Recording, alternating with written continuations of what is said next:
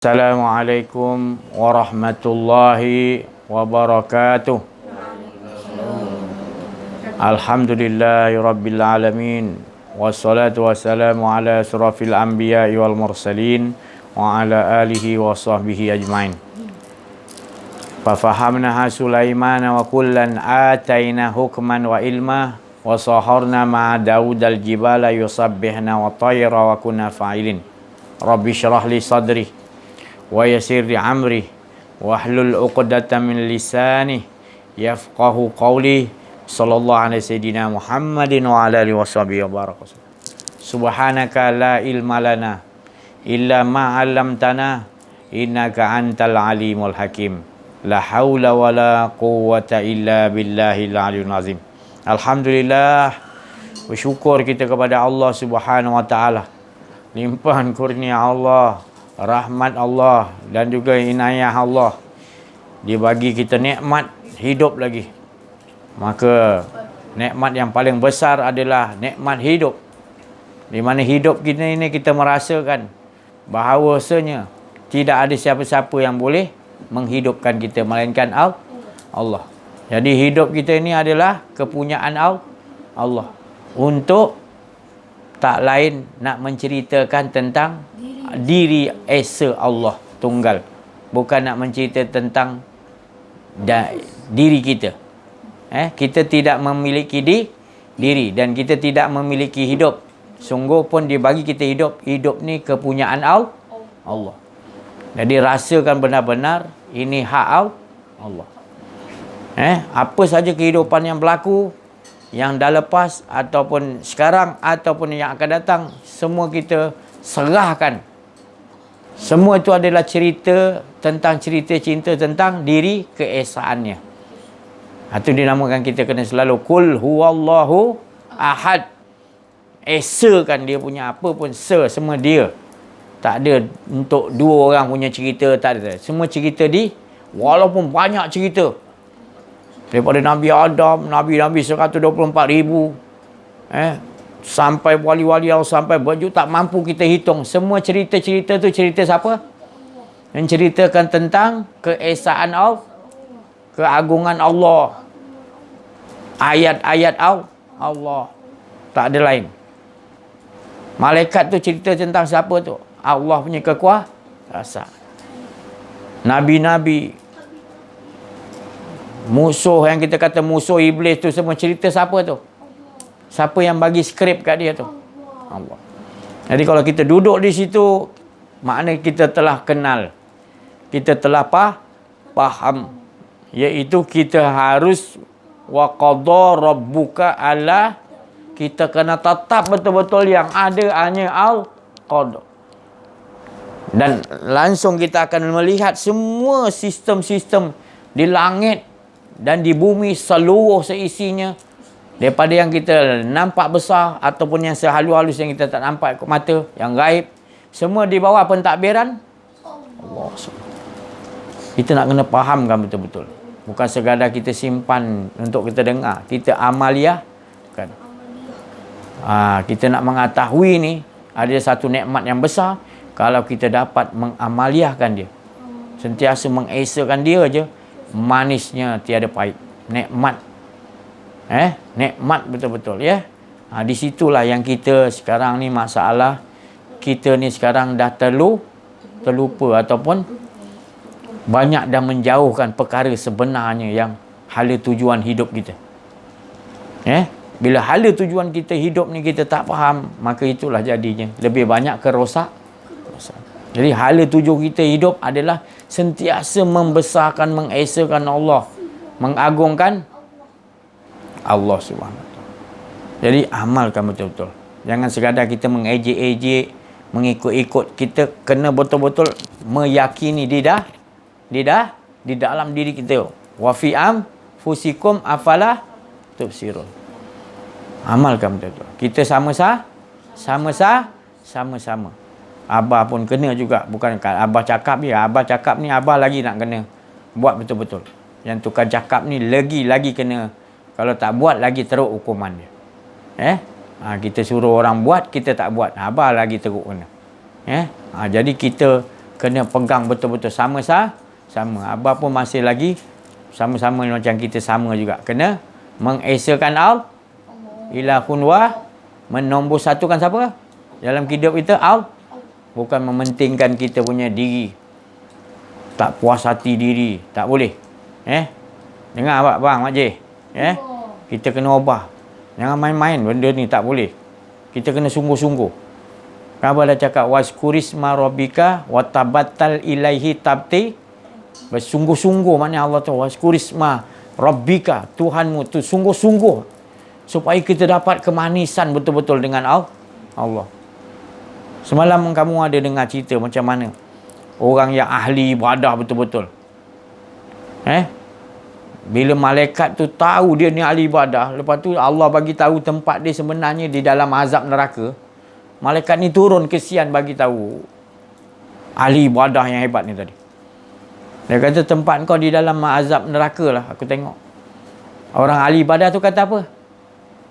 Aku tak peduli. Janji aku ibadah terus kepada Allah. Hebat tak dia? Macam tu kita nak pegang. InsyaAllah. Kita mohon pada Allah. Kita tak mampu, tapi kita mohon pada Allah yang boleh. Apa pun Allah suruh mohon pada dia. Benda apa yang elok sekali adalah kita mohon supaya kita tetap mengesakan Allah. Tak ada rasa kedirian kita. Macam tadi ulama tadi, orang alim tadi, orang yang ahli ibadah tadi. Walaupun malaikat bagi tahu tempat di dalam azab, bang tapi dia kata apa? Dia tak peduli. Yang penting aku terus ibadah bukan kerana sesuatu. Abang? Faham tak?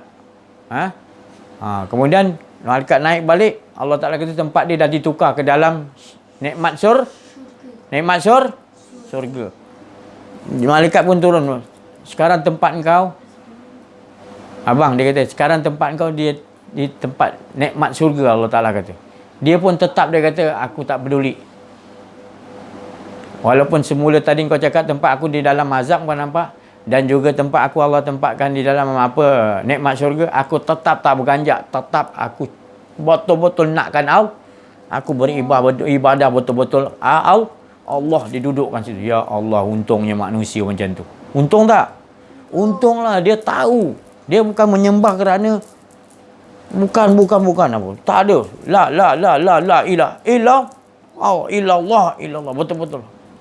Tak peduli apa nak jadi diri aku, yang penting aku dengan Allah aja. Itu nak bagi apa tu aku tak peduli. Aku dah dapat Allah tu cukup bahagia. Tak ada yang lebih best lagi. Dan tak akan ada aku azabnya. Campak mana pun janji aku dengan Allah. Campak azab mana pun aku tak kisah. Janji aku dengan Engkau ya Allah. Azab tu satu benda yang menyakitkan. Contohnya Ipan terkena api. Sakit tak kena api?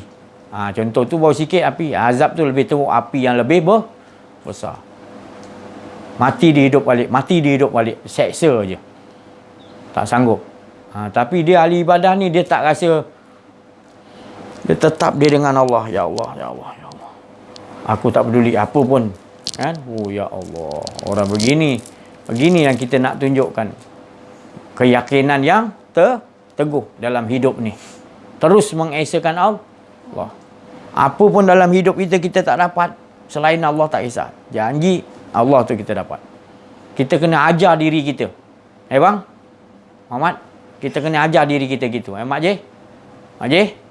Kita kena Ipan anak abah? Abah anak. Kita kena ajar diri. Susah ke? Senang ke? Kita dengan siapa? Rasakan betul-betul, olahkan. Allah tu lagi best. Kalau dapat nikmat banyak macam mana pun, Engkau lagi best ya Allah. Ajar abang. Kalau dapat kena susah macam mana pun, ya Allah. Kalau lupa Engkau lagi susah ya Allah. Lagi masalah besar. Tak ada yang lebih besar lagi. Ajar diri kita ya. Okey, cukup. Begitulah. Bukan sekadar kita nak melafazkan aja. La ilaha illallah. Qul huwallahu ahad. Tetapi kita perlu ada, dia panggil tadi, keyakinan. Keyakinan, kepercayaan. Kita cuba renungkan. Wa fi anfusikum afala tubsirun. Tengok dalam diri kita, lepas tu tatafakkarun.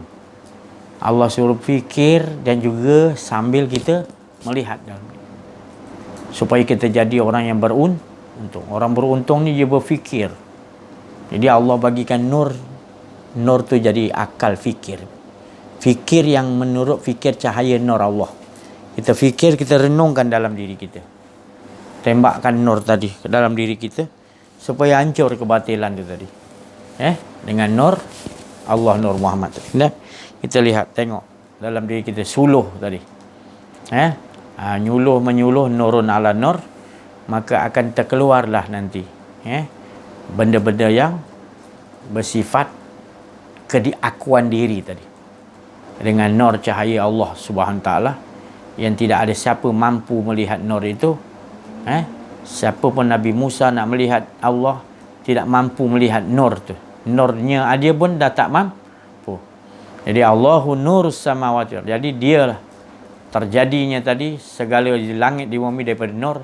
Nur tu langsung jadi cecair, cair, hancur, air. Jadi kita ni berasal daripada air, air yang hidup tadi, air nur, air nur. Jadi terpancar jadi nur tadi. Kita tengok balik diri kita, tengok, ya Allah, tak ada apa. Bila tengok daripada air apa kejadian kita semua, kita tengok ada nur. Nur pun tak ada, lenyap. Yang tinggalannya sir, rahsia, iaitu tidak lain dirinya aja yang ada. Jadi kita keyakinan tu, adakah kita keyakinan tu kita betul-betul kita bersama dengan kepercayaan? Kadang-kadang kita sekadar kata yakin, tapi yakin kita tu yakin sekadar yakin yang berucap aja. Contohnya yakin kita orang ni cerita buasnya harimau di hutan. Dia ceritakan, dia kan harimau tu memang gerun lah kita. Dia cerita aja. Kita jadi yakin kita atas cerita. Adakah yakin itu yang kita pegang? Atau yakin macam mana? Dibawanya kita ke hutan dan kita melihat sendiri kegerunan ataupun ke harimau tu punya garangnya tadi, bengisnya tadi, menerkam siapa aja di depan. Kita melihat depan mata, lihat harimau tu sendiri. Bukan sekadar yang mula-mula tadi, yakin yang kita maknanya dengar cerita daripada orang yang biasa masuk dalam hutan tu cerita. Dia kata, harimau ni dia punya muka dia tak sanggup. Suara dia kalau keluar gerun kita. Tak mampu kita nak berpijak kaki dah. Dia punya suara yang Allah bagi pada dia tu. Suara gerun yang dia. Jadi bila dibawa, kita lihat sendiri lagi gerun tak? Lagi yakin tak? Gitulah kita dia. Kita ni nak mencari keyakinan demi keyakinan. Jadi itulah kita perlukan duduk dalam menuntut ilmu ni, mengenal diri, mengenal Allah, supaya buat keyakinan kita yakin lagi daripada ainul yakin, daripada ilmu yakin naik ainul yakin. Ilmu yakin cerita ya tadi macam tadi. Ainul yakin pergi lihat sendiri harimau tu. Lagi yakin. Nak lagi yakin, kita sendiri dia serang kita. Kita berhadapan dengan dia, lagi hakul yakin. Seramnya kita macam dia nak terkam kita pula tu. Tadi orang lain yang diterkam. Ni kita sendiri menghadapi pula. Hakul yakin lagi. Lain lagi keyakinan tu. Kemudian tu pula Allah bagi kita kekuatan pula. Kamalul yakin, tinggi lagi yakin. Dia semua tak boleh memberi mudarat kepada kita. Kita yakin pada Allah. Harimau tu tidak garang. Yang garang ada sifat yang Allah Ta'ala letak. Jadi kita yakin kepada Allah. Kalau Allah tidak izinkan, dia akan jadi jinak kepada kita. Seperti api yang masuk, yang Nabi Ibrahim masuk ke dalam api. Api tu memang sifat panas. Tapi bila Ibrahim tu kenal Allah, yang memanaskan bukannya api tapi Allah. Keyakinan itu yang hakul kamalul yakin tadi menyebabkan api sejuplah engkau, kata Allah. Kunayana likun ifardan salamuna ala, selamatkanlah hamba-Ku Ibrahim.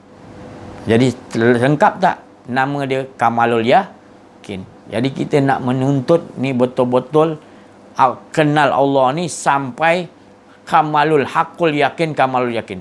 daripada ilmu yakin naik kepada ainul yakin, penglihatan yang jelas, kemudian naik kepada keyakinan yang lebih jelas, kemudian dah betul-betul 100% kita tahu Allah aja berkuasa. Kita tak nampak api boleh memanaskan kita, harimau boleh mencelakakan kita, apa saja pun tak boleh mencelakakan kita tanpa izin. Keyakinan hak kamalul yakin itu tadi.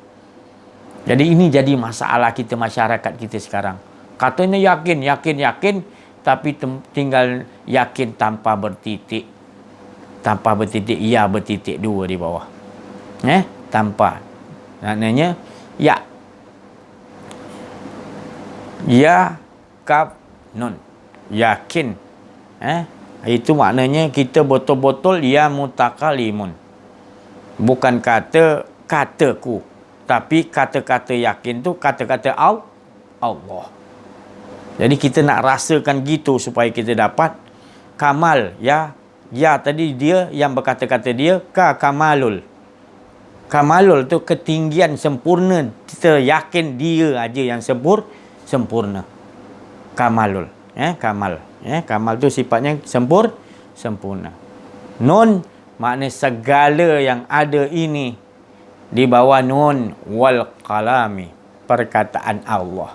Kalau dia kata jadi, kalau dia kata panas, kalau dia kata sejuk, kalau dia kata tidak boleh bagi mudarat, kalau dia kata apa pun letak pada nun wal qalami wa ma yastur. Nun.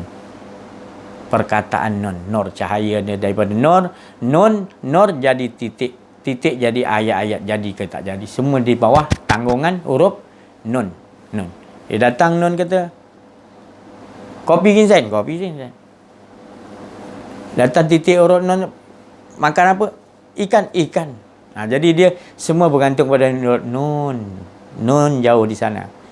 Nun, tapi sebenarnya dia berada terlalu dekat. Nampak nun, tapi sebenarnya nun jauh, sebenarnya tidak jauh. Dia terlalu hampir dan lebih hampir daripada diri kita. Jadi ya kaf nun yakin. Ya mutakalimun yang berkata-kata dia, kaf tu kamalul sempurna, nun wal qalami, nun adalah nur cahayanya yang melengkapkan setiap apa yang nak daripada kun fayakun, daripada Nabi Adam diciptakan, semua dijadikan semua sampai orang dah kira dah fasa ke-6, maknanya dah masuk surga, dah masuk neraka, dah air untung, semua dah selesai. Semua tu berlaku dengan kun fayakun Allah. Masuk surga ke, masuk neraka ke, semua dalam kun fayakun kata-kata Allah yang berlaku dalam innama amruhu iza arada syai'an ayyakula lahu kun fayakun. Bila aku kata jadi, maka jadi. Bukan kita tengok ni rumah terbakar, tiba-tiba Allah turunkan hujan kun fayakun, padam. Bukan itu saja, sebenarnya berlangsung sentiasa kun fayakun Allah. Tu yang kita nak faham, yang kita selalu baca dalam surah Yasin.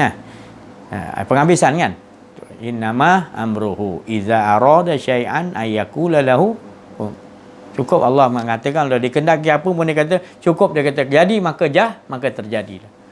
Kita punya salah faham, salah tafsiran, kurang teliti, ataupun kita mudah sangat kita anggap bila sesuatu tu yang pelik terjadi, itu kun fayakun Allah. Salah kita faham. Sebenarnya apa saja berlaku dalam hidup kita, yang dulu sampai sekarang, semua berlaku di dalam kun fayakun. Dan lebih jelas lagi, itu saya cerita tadi, semua apa yang diciptakan yang boleh pada mula sampai penghabisan dah masuk surga, dah selesai semua, itu semua dalam detik, saat, minit, masa, semua berlaku tu adalah kun fayakun Allah. Tapi kita tak nak duduk di situ sebab ada keakuan diri. Bila ada keakuan diri, kita akan nampak makhluk lah lain. Makhluk tu ada bawa cerita cerita dia. Bukan cerita Allah, cerita dia punya cerita makhluk. Tak, sebenarnya Nabi-Nabi pun bawa cerita Allah. Bukan buat cerita Nabi punya cerita hidup dia. Kisah Nabi Yusuf tu cerita Nabi Yusuf kan? Itu skrip yang Allah bagi. Dia membawa cerita apa yang diskripkan oleh Allah. Nabi Ayub gitu. Iblis gitu, malaikat gini, malaikat ni gini. Kita pun gitu juga. Tapi kita bila tak mengaji, kenal diri, kenal Allah, payahlah nak cakap. Kita tak ada keyakinan ke situ. Kita tak bawa keyakinan 100% kepada Allah. Kita hanya, misal katalah, orang tu boleh jalan di atas tali. Satu bangunan ke satu bangunan. Dia jalan. Orang ramai tengok. Dia jalan. Tali. Ya Allah, satu bangunan lebih kurang 1 kilometer. Dia jalan. Ya, kita tengok tu. Tali ya. Tali satu pijak tu. Balancing badan dia tu. Angin tiup dia. Kalau jatuh habis. Ya, tingginya mana. Orang ramai duit dah habis sampai orang tepuk tangan. Lepas tu dia kata dia nak buat sekali lagi. Dia tengok ada budak dia orang penonton tu lebih kurang dalam 1,000 orang. Dia kata ada seorang tu pegang dokong anak. Kamu yakin tak saya boleh jalan lagi sekali ni? Oh yakin, semua tepuk tangan. Boleh tak ni kali saya pinjam anak awak, saya nak dokong anak awak, saya nak lalu. Saya nak bawa anak awak. Semua orang terdiam. Yang pegang anak tu lagi dah cabut. Tadi awak kata awak yakin dengan saya. Tapi saya minta anak awak naik atas saya, kamu dah tak yakin dengan saya.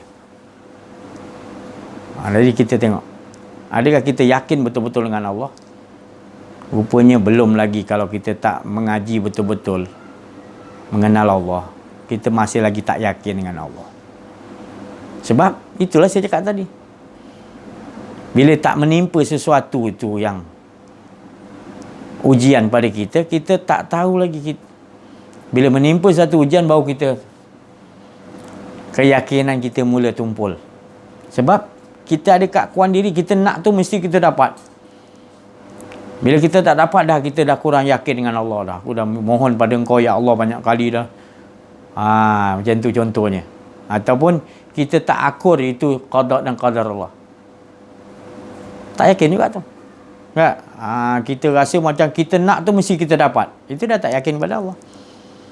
Padahal kita kena pegang. Apa pun semua itu adalah ketentuan Allah. Baik atau buruk tu ketentuan Allah. Engkau hanya apa yang telah skrip dia suruh jalankan, kau jalankan. Apa dia skrip dia? Engkau tetap dengan dia je. Tetap dengan dia. Dia kata gini-ginilah. Belum sampai waktu untuk apa yang terjadi, jangan kau fikirkan. Ini kau ke depan belum kau tahu lagi, kau dah memikirkan. Itu saya cakap tadi. Termasuk saya jugalah. Makna keyakinan kita boleh jadi akan rosak bila ada keakuan diri aja. Tadinya memang kita yakin. Tapi bila dah ada sesuatu yang Allah uji dengan kita, Allah tu tahu. Kan? Baru kita faham. Ya Allah, berubah juga keyakinan aku, goyang Allah. Tolonglah ya Allah, kukuhkan. Baru aku ada detect, baru aku tahu aku lemah kat sini ya Allah. Jadi engkau bagi ujian ni supaya aku mantapkan ya Allah. Supaya aku sedar aku ada kelemahan kat sini ya Allah. Jadi tolonglah ya. Gitu sebenarnya. Allah nak tambah hadiah. Untuk kita bertambah, hakul yakin, kamalul yakin. Jadi dibantahkan ujian yang ni. Tapi kalau kita tak mengaji, susahlah kita akan alakan ke lain. Ini fenomena alam lah, ini itulah. Kita tak nampak sebenarnya itu Allah nak menaikkan lagi. Dia nak bersihkan kita, dia nak sucikan lagi, dia nak naikkan kita bertambah lagi asyik dengan dia, dekat dengan dia. Supaya tak ada keakuan diri kita betul-betul. Betul-betul dengan dia je. Wa qada rabbuka. Dia betul-betul dengan dia. Itu maka Allah bagi. Jadi keyakinan macam mana? Adakah bila Allah dah bagi gitu, kita betul-betul yakin pada Allah hingga kita tak. Kalau apa pun Allah Ta'ala kata, bagi anak engkau sini, aku nak dokong jalan kat tali. Contohnya lah macam orang tadi. Tak boleh. Tadi engkau yakin aku boleh, tapi bila aku suruh serah anak engkau, aku nak bawa, engkau tak yakin. Gitulah maknanya kita yakin pada Allah, tapi bila Allah suruh sesuatu yang ada pada kita tu, yang dibagi tu untuk uji, tak boleh ya Allah. Kita akan kata gitu. Allah kata, buat korban tahun ni gini-gini. Mana boleh ya Allah, aku duit tinggal sikit ni. Kita suka keyakinan kita masih lagi kurang lagi dengan Allah. Mana nampak bila Allah suruh berkorban aja contohnya, kita dah mula. Allah kata, pergi berperang. Berperang, takut matilah. Dah nampak sangat. Engkau tak yakin pada Allah. Kau hanya menyebut aja. Dan melihat dia keyakinan tu hanya pada Allah. Tapi engkau tu tak mau serah diri kepada Allah. Betul-betul. Keyakinan ni adalah kita meyakini, menyerah diri kepada Allah. Jadi hidup kita 100% ni Allah yang susun. Tapi bila kita dah bagi serah kepada Allah, lepas tu, ya Allah tak boleh ni aku kena usaha ni aku. Kita fikir usaha kita. Kita nak fikir usaha. Itu yang berlaku. Kelemahan kita ni. Bukan kata kamu orang, kita semua. Jadi elakkan kelemahan ni, kita mintalah kepada Allah. Kita dah serah diri kita kepada Allah 100%. Jangan ada 1% pun lagi kita rasa kita nak. Itu menunjukkan kita dah, maknanya keyakinan kita kejap yakin, kejap tidak ya. Itulah tadi. Itu yang punca. Masih ada lagi yang dikatakan tadi kerugian, ataupun masih ada lagi azab, ataupun maknanya kerosakan lah. Kalau masih ada sifat tu lagi. Kejap kita serah pada Allah, kejap tu kita rasa kita boleh handle pula.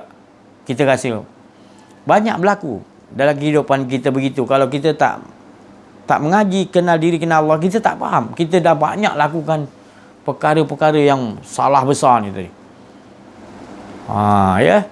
Tu. Mula-mula tak nampak. Tapi bila kita dah belajar, baru macam-macam kita nampak. Ya Allah. Bila kita lihat lagi, wa fi anfusikum afalat, kita dengan akal yang sehat, nur tadi, kita minta suluh dalam diri kita, baru kita nampak perangai kita nanti dengan Allah. Baru kita tahu perangai asli kita dengan Allah.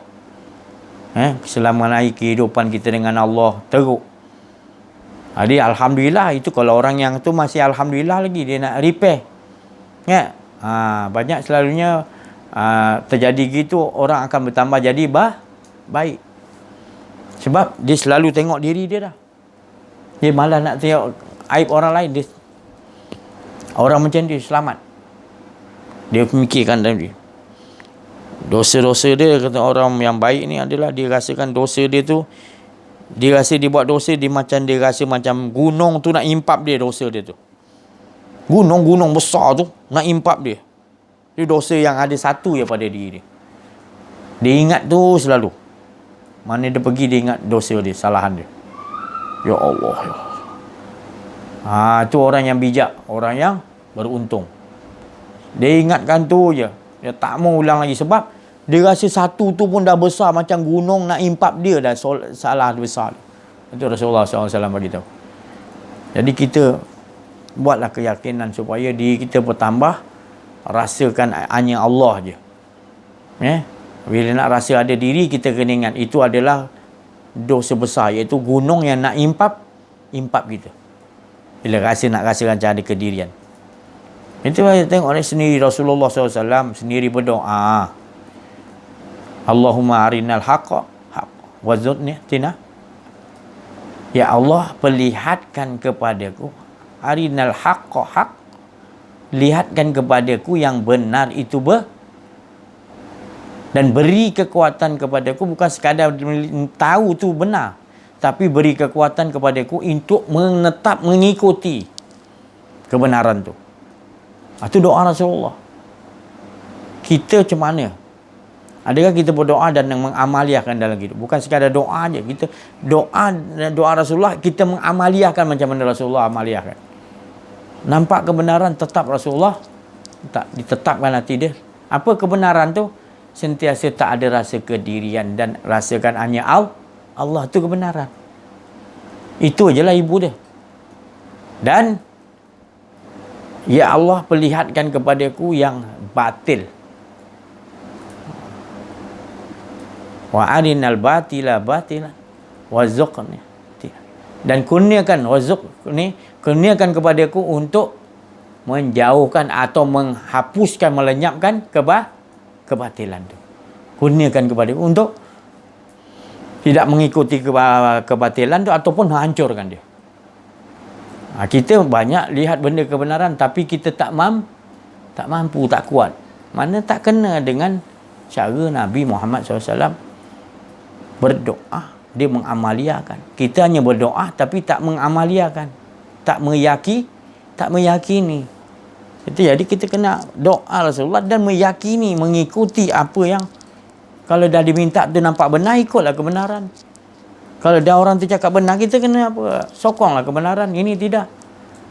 Dah diperlihat, minta pada Allah supaya perlihatkan kebenaran. Tapi bila nampak kebenaran, tak mau ikut kebenaran. Tak sokong pula lagi.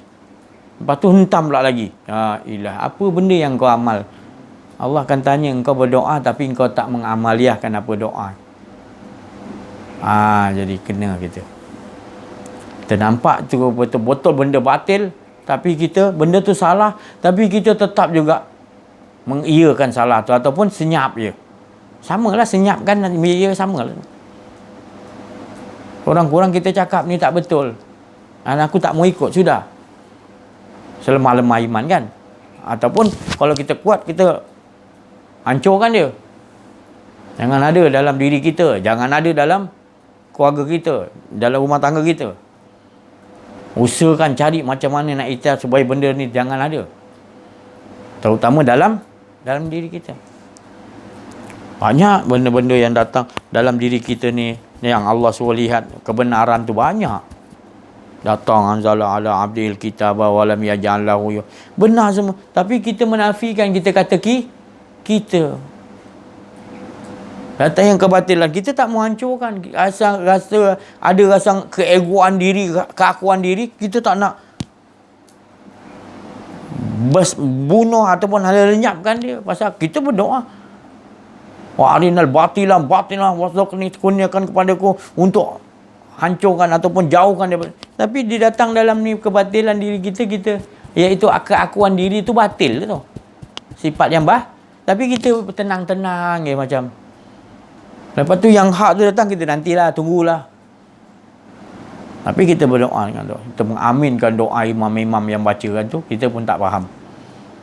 Ya, kita cakap tak apa, serahkan pada semua ulama' yang tanggung semua. Iyalah tu. Sedap yang kau banyak fatwa kau pakai. Ulama' pula tanggung dosa kau pula. Tak ada dalam Quran kata semua diri masing-masing akan menanggung dosa. Tak ada ke orang tu nak nanggung dosa kau, tak ada. Tak ada. Tak, dia letak fatwa, dia salah, dia tanggung. Iyalah. Kalaupun dia letak fatwa, itu untuk umum. Tapi kau kena tengok dalam diri kau, sesuai ke tak sesuai. Dia untuk orang awam. Dia kena letak fatwa begitu untuk kepakatan orang ramai. Kalau kau tak sesuai dengan kau fatwa tu, kau jangan pula ikut. Kalau kau ikut, maknanya kau jangan salahkan dia. Jadi kita kena faham. Kehidupan kita ni, makna kita kena banyak-banyak melihat dalamnya. Fatwa yang paling nombor satu adalah fatwa di dalam diri kita. Tengok dalam diri kita. Wa fi anfusikum, tengok dalam diri. Minta Allah Ta'ala tunjukkan apa fatwa dia untuk aku, ya Allah. Bukan ulama' yang dulu. Bukan saya cakap ulama' tu kita tak boleh minta fatwa. Itu untuk umum orang ramai. Untuk kita sendiri, fatwa kita dengan Allah. Lazim kan tanya Allah, buat solat istikharah, macam mana aku nak buat ni, ya Allah. Aku nak terus ikut ke ataupun aku lagi, ya Allah. Tu. Allah akan bagi. Masalah kau tak cakap, kau terus nampak orang luar. Allah tu kau tak nampak. Kau nampak keyakinan kau kata pada Allah, tapi kau nampak yang kat luar. Jangan, untuk diri kita Allah. Tetap wa qada rabbuka la ta'budu. Kalau dia jadi ulama, dia kena umur awam, itu lain. Itu fatwa tu untuk lain. Ni fatwa untuk kita sendiri, kita jangan. Dia dulu, bukan saya nak bangkang pada ulama. Kita kena tanya. Dia keluarkan fatwa untuk awam, kita jangan salahkan dia. Dia dah memang kena buat gitu. Kalau dia ada dia punya Quran hadis dia untuk orang ramai. Untuk sendiri kita tanya. Tu. Insya-Allah.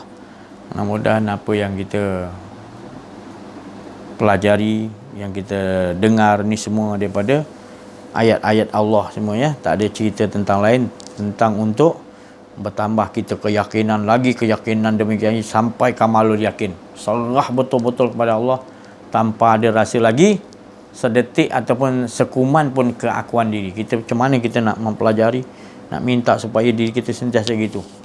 Sampai bila-bila pun kita 100% dengan Allah SWT. Ini memang akan Allah Ta'ala hantar ujian demi ujian. Itu adalah hadiah-hadiah untuk nak meningkatkan keyakinan lagi, supaya bertambah, naik, bukan bertambah tu turun. Jadi ini Alhamdulillah. Jangan kita anggap ujian ni satu bebanan, tapi ujian tu satu untuk menaikkan kita lagi, untuk menyedari ada kelemahan banyak yang kita perlu perbaiki. Alhamdulillah, tu maknanya tanda Allah sayang, Allah tegur kita. Tapi kalau kita buat apa pun salah pun, kita tak ada yang tegur, maknanya kita ni sebenarnya bertambah kita yang buat jauh. Tak ada orang yang nak tegur, dan kita menjauh pada orang yang nak nasihat kita. Masalah. Tapi bila orang yang baik, dia selalu dia nasihat diri dia sendiri, dia tengok dia. Aduh, insya-Allah.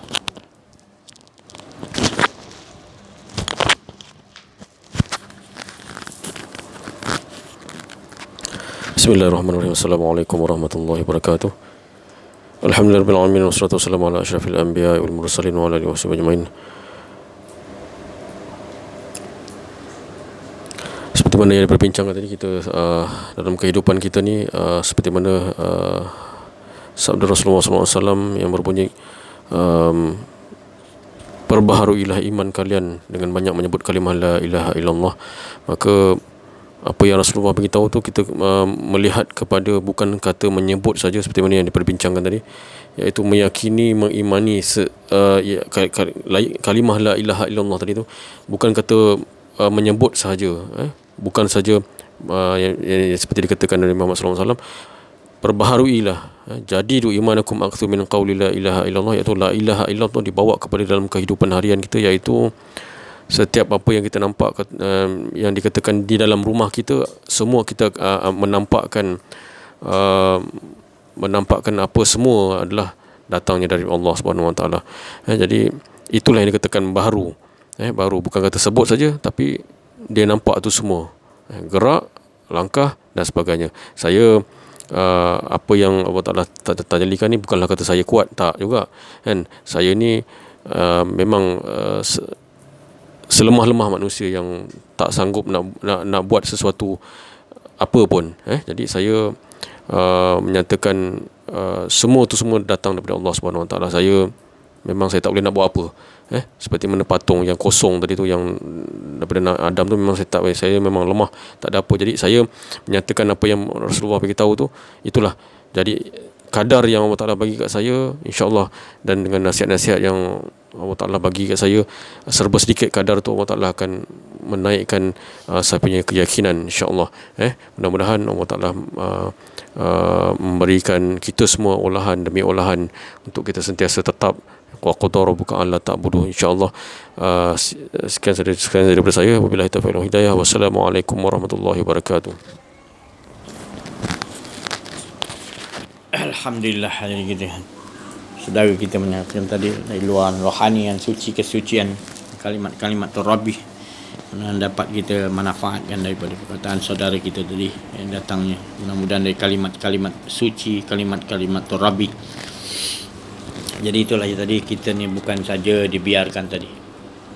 Allazi khalaqal mauta wal hayata liyabluwakum ayyukum ahsanu amala. Akan makna Allah Ta'ala kata jadikan mati dan hidup kita ini bukan untuk dia melihatkan kepada kita ni apa perangai yang kita nak. Perangai macam mana yang kita bawa dalam kehidupan. Sebelum ni kita mati, nanti bagi hidup.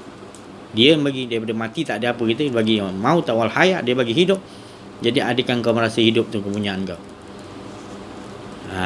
Jadi kalau kita pandai mengambil faham pada ayat itu tadi, Allah Ta'ala tengok, ada yang kau merasa engkau yang hidup selepas aku kata engkau kan mati? Tak ada sebelum ni, belum kau disebut apa? Maut wal hayat, baru aku bagi hayat. Hayat tu aku, jadi hidup tu aku. Dan aku nak tengok macam mana engkau hayat, hidup yang aku bagi tu, hidup tu aku, engkau rasakan engkau tak? Itulah kalau kau rasakan engkau, maknanya itu yang aku nak tengok ahsan wa amalah.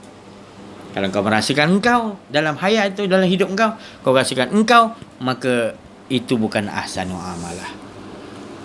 Tapi kau rasakan sentiasa hayah yang kau rasa kau sebelum ni tak ada disebut apa-apa, kau rasa kau dapat hayah hidup je, kau rasa hidup ni engkau ya Allah, maka itu ahsanu amal. Itu menurut apa yang telah dibedah siasat oleh ahli-ahli Allah tentang ayat ni tadi, surah Al-Mulk ni tadi. Itulah zaman kerajaan yang memerintah tu pada hayah. Jadi kalau kita rasa hayah tu kita punyaan kita nak memerintah, salah. Maka tu bukan dipanggil ahsanu kita tak melakukan amalan yang baik. Amalan yang baik tu bila dia dah kenal hayah ni tadi, dia merasakan hayah yang hidup dalam kehidupan ni adalah kehidupan Allah, bukan kehidupan diri dia.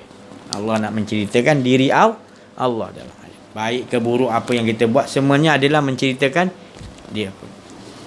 Susah kalau orang tak mengaji bab ni, dia tak mana boleh. Tapi kalau aku buat jahat macam tu, si Haji ni kata semua daripada Allah. Ya, buatlah jahat. Kalau diizinkan Allah, buat boleh. Kalau tak diizinkan, kau boleh buat jahat. Baik dan jahat semua atas izin Allah. Iblis tu kalau dia nak buat jahat, adakah dia diizinkan Allah ataupun dia punya kudrat sendiri?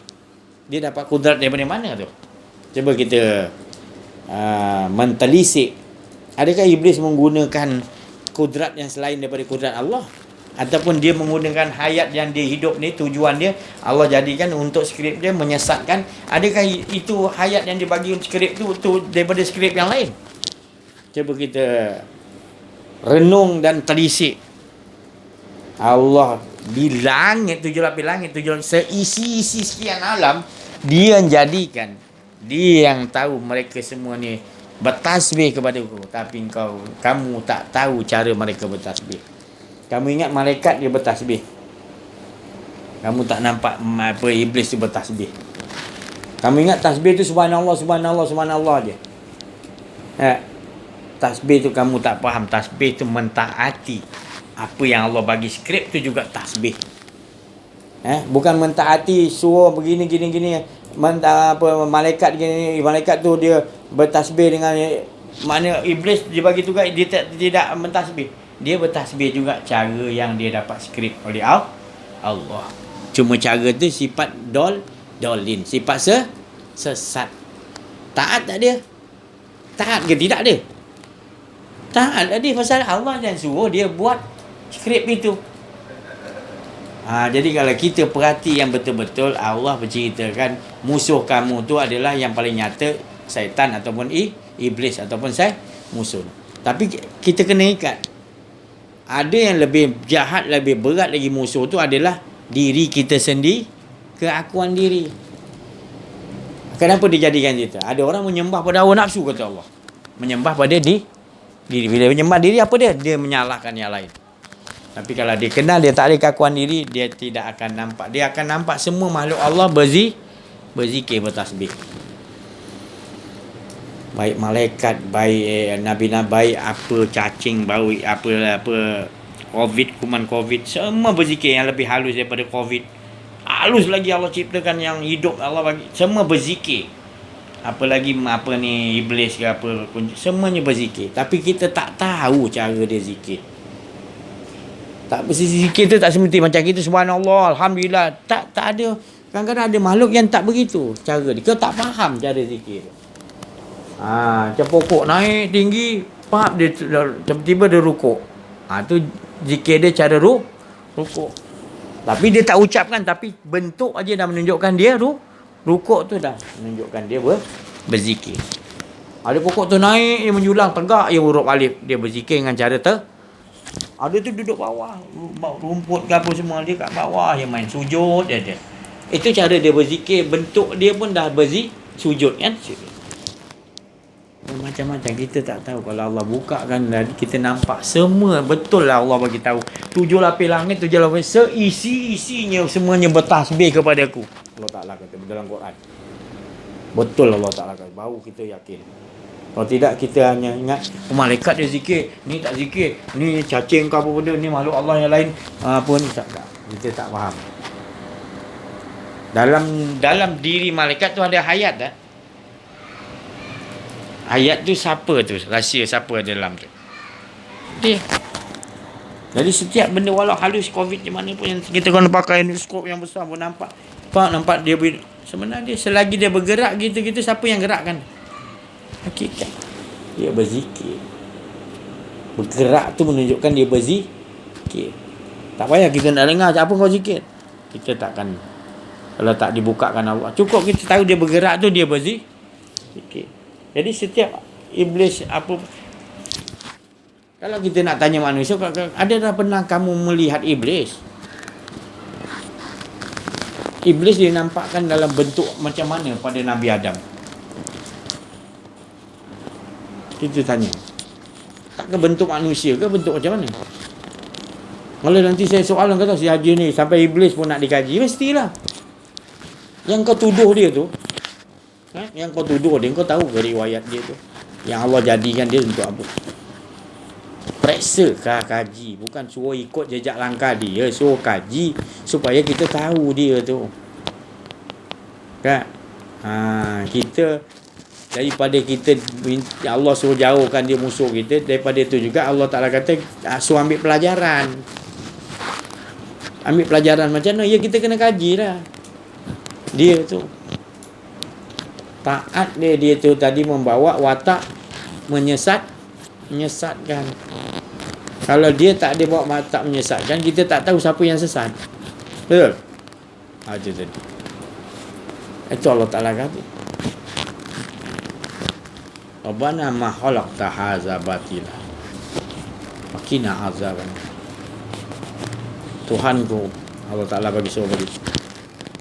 Rabbana ma khalaqta, apa yang kau ciptakan semua sekali ni hadza batila, tak semuanya tak ada batil ya. Kalau orang yang betul-betul dah otak dia dah memang dah betul-betul faham tentang Allah, dia dah tak nampak benda lain dah batil. Dia dah nampak semuanya Allah. Yang batil ni bila dia rasa ada di diri dia, itu lebih batil lagi daripada yang. Tapi kalau dalam diri dia dah tak ada, dia dah tak nampak semua tu batil lah. Contohnya Rasulullah panggil iblis datang. Rasulullah tak cocok ke bunuh ke iblis, tak.